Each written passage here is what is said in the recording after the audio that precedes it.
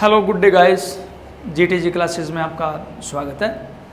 आज हम जो टॉपिक करेंगे शुरुआत से बिल्कुल बेसिक से करेंगे। नाउन। नेक्स्ट अपना रहता है pronoun.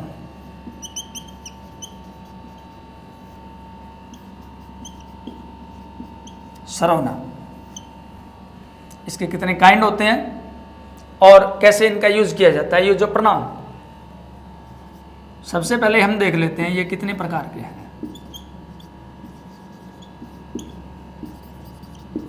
you, your, you, and he, his, him, she, her, they, their, them, it और its। इसका कहते हैं ये नहीं माना जाता है। अब एक इनका रूप होता है पजेसिव रूप। My self, ourselves, yourself, himself, herself, themselves। इसका नहीं होता this way and this way. इस पार्ट को हम क्या बोलेंगे? First person. ये हमारे होते हैं सेकंड पर्सन, यानी कि बात को सुनने वाला। ये बात को कहने वाले, ये सुनने वाले, and it is called third person. Noun को अगर समझना है तो हमें पर्सन को समझना होगा। ये जो केस होता है पहला, ये होगा अपना नॉमिनेटिव केस।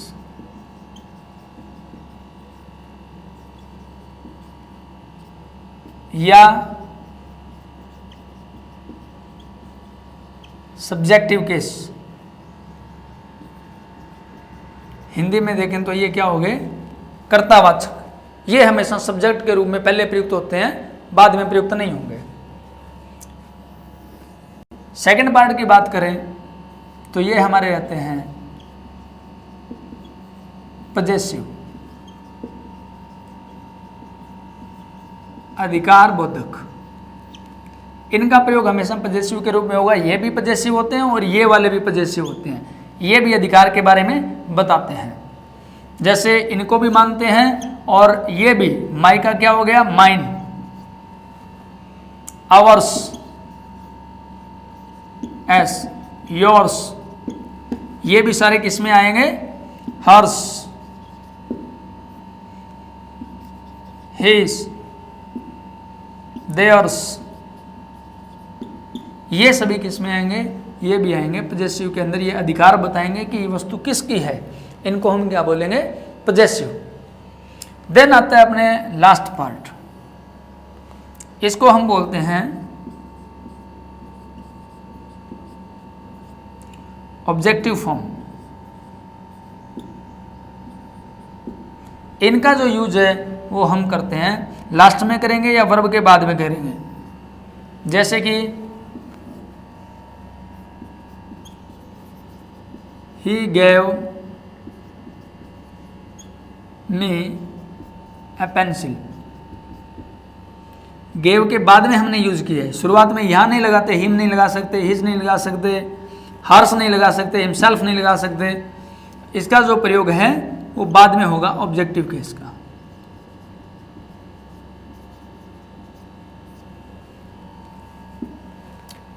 ये जो पजेसिव होते हैं लास्ट वाले, सॉरी सब्जेक्ट के बाद में हम कर लेते हैं। हाँ, पजेसिव हमने बता दिया, ये ऑब्जेक्टिव रूप हो गया। इनका प्रयोग नाउन के साथ होता है। जैसे माई कार, नाउन इनके साथ आएगा, अकेले का प्रयोग नहीं होता है। My car is well. लेकिन माइन का जब हम यूज करेंगे तो माइन का यूज एक तो सब्जेक्टिव रूप में नहीं होगा, दूसरा माइन के साथ सब्जेक्ट के रूप में होता भी है तो माइन के साथ नाउन का यूज नहीं होगा। माइन कार नहीं होता। This car is mine. इस प्रकार माइन का यूज होता है, क्योंकि माइन अपने आप में कंप्लीट है। माइन के साथ नाउन लगाने की आवश्यकता नहीं है। माइन कार नहीं, दिस कार इज माइन। इसी तरह योर्स है, दिस बुक इज योर्स। ये नहीं कि योर बुक, योर्स बुक नहीं आएगा, योर्स होम नहीं आएगा, योर्स टेबल नहीं आएगा, क्योंकि ये अपने आप में कंप्लीट है। इसी का मतलब होता है आपका, आपकी बुक। जैसे this pen, this is my pen, is that yours, ये मेरा पेन है, क्या ये आपका है? तो यहाँ योर्स का मतलब होता है योर पेन, इसीलिए इन पजेसिव के साथ वो नाउन का यूज नहीं होता है। ऑब्जेक्टिव फॉर्म हो गई। ये जो सेल्फ है इसको बोलते हैं रिफ्लेक्सिव। इनका यूज कब किया जाता है? जब हम सब्जेक्ट के ऊपर जोर देकर कोई बात कही जाती है तब हम यूज करते हैं रिफ्लेक्सिव प्रोनाउन का, सेल्फ का यूज होता है। जैसे कि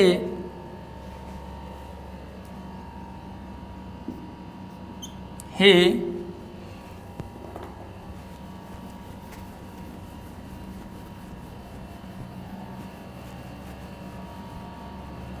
एक तो सिंपल सेंटेंस होता है, दूसरा होता है जब सब्जेक्ट किसी बात पर जोर देता है कि मैंने ये काम खुद किया है, आपने ये फाइल खुद कंप्लीट की है, तब हम रिफ्लेक्सिव प्रोनाउन का यूज करते हैं।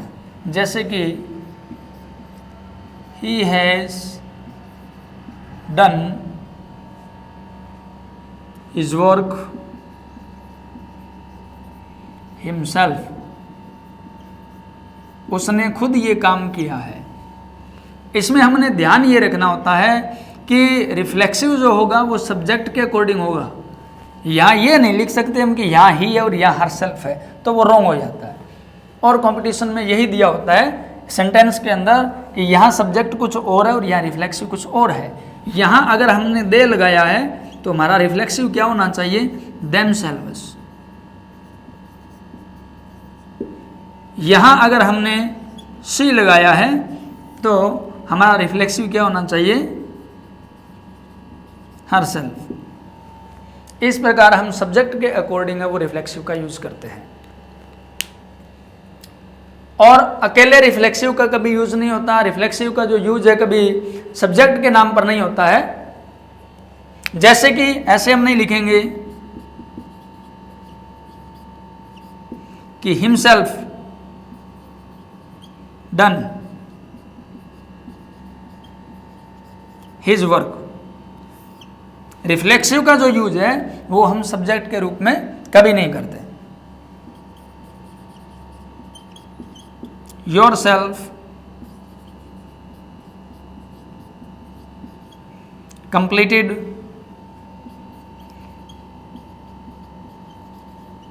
Your work.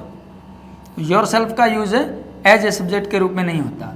रिफ्लेक्सिव में और इसके दो प्रयोग होते हैं। सेल्फ के, रिफ्लेक्सिव के दो यूज होते हैं। एक को बोलते हैं एम्फेटिक प्रोनाउन।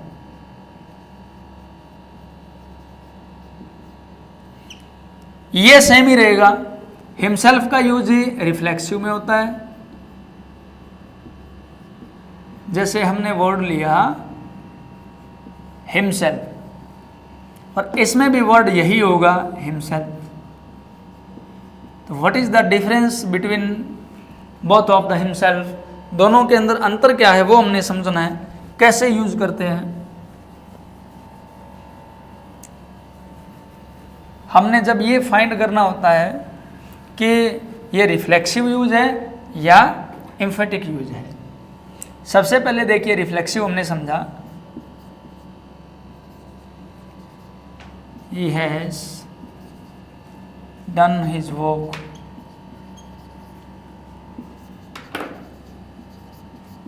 himself। ये इसका यूज जो है हिमसेल्फ का वो क्या हो गया? रिफ्लेक्सिव यूज हो गया। लेकिन अगर हम ये कहते हैं कि ही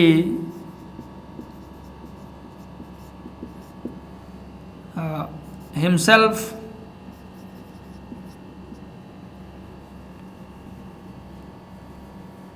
he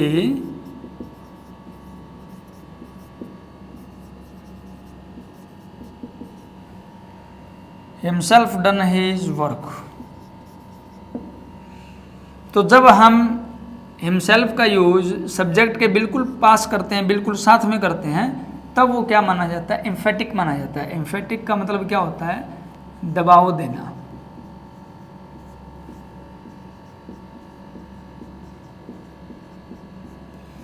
जब सब्जेक्ट ये कहता है कि हाँ मैंने खुद ये काम किया है और ये बिल्कुल सब्जेक्ट के साथ लगता है, तब इसका जो यूज है वो एम्फेटिक माना जाता है। लेकिन जब इसका यूज लास्ट में होता है, तब इसको क्या माना जाता है? रिफ्लेक्सिव माना जाता है।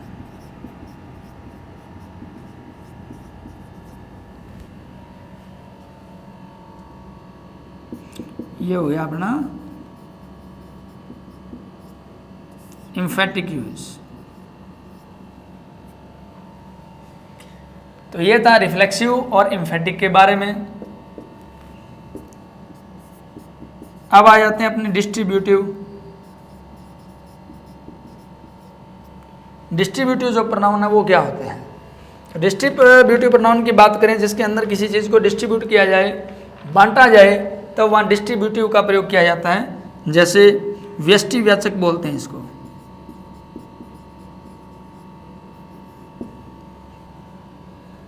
Each, every,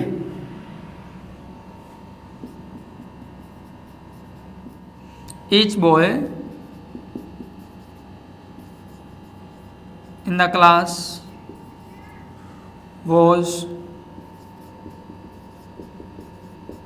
eligible for exam।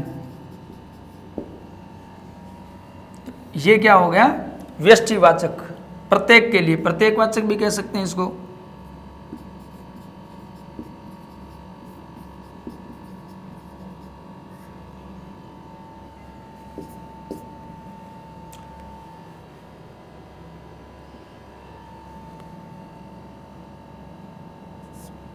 Then हम बात करें प्रोनाउन के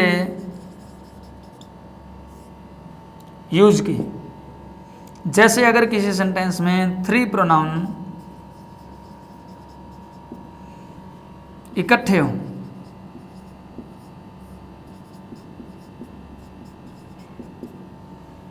तब हम फॉर्मूला यूज करेंगे 2-3-1 का।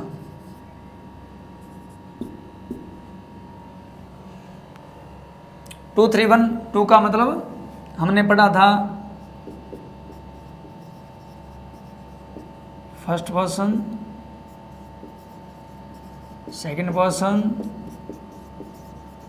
Third person. फर्स्ट में हमने देखा आई और we,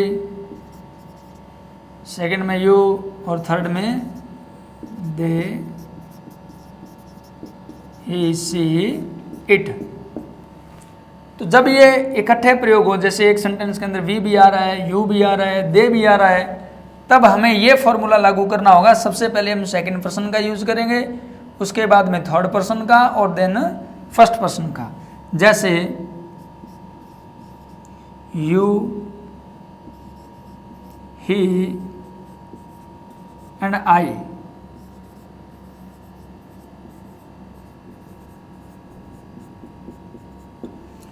were present in the class। Second person, third person और फर्स्ट पर्सन।